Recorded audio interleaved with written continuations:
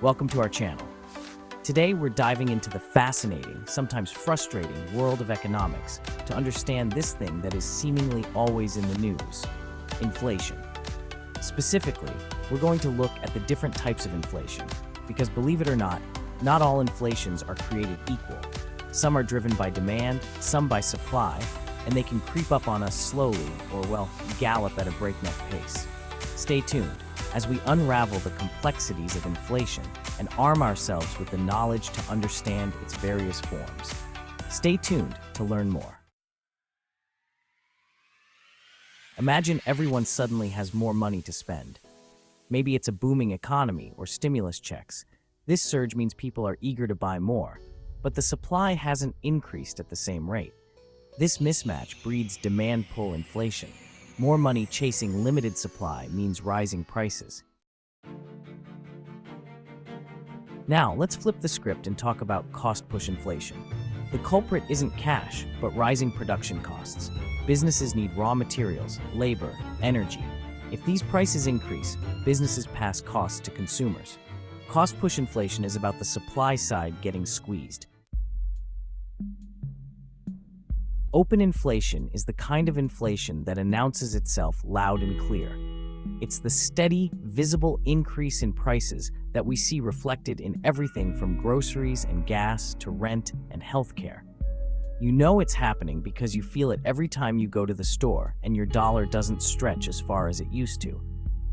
This is the inflation that economists track with those Consumer Price Index (CPI) reports, giving us a measure of how much prices have increased over a certain period.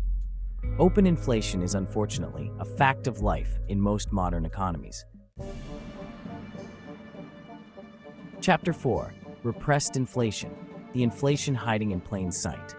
Let's talk about the sneaky cousin of open inflation, repressed inflation. Excess demand usually leads to higher prices. Governments might suppress price increases through price controls or rationing, but repressed inflation hides the issue, leading to shortages and black markets. Chapter 5: Hyperinflation, the inflation monster under the bed.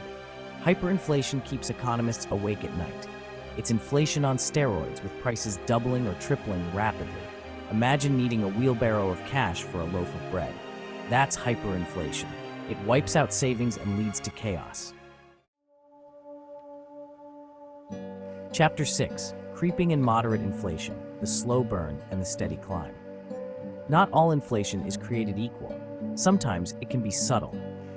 Creeping inflation is the slow and steady increase in prices over time.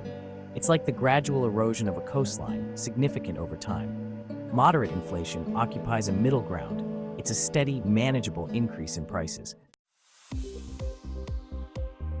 Chapter 7: True Inflation, when the economy hits its limit. True inflation rears its head when an economy is operating at its full potential, full employment, factories humming, resources maxed out.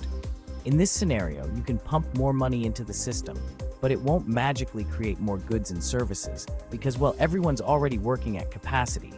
So, instead of boosting output, that extra money just ends up chasing the existing supply, driving prices higher. It's like trying to cram more people onto an already packed train. It just gets uncomfortable for everyone. Chapter 8: Semi-inflation, bottlenecks and price pressures. Semi-inflation is a bit like a sneak preview of true inflation. It happens when certain sectors of an economy experience bottlenecks or supply constraints, even if the overall economy isn't yet at full employment.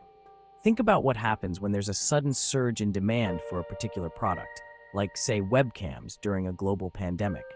If the supply chain can't keep up, prices for webcams are going to skyrocket, even if other parts of the economy aren't experiencing the same level of price pressure. Outro: Inflation, understanding the many faces of rising prices. A crash course in the different types of inflation, from demand pull to cost push, creeping to hyper. Understanding inflation is essential for navigating the economy. It helps us make informed financial decisions. Knowledge is power. Thanks for watching. Like, share, and subscribe for more content. See you next time.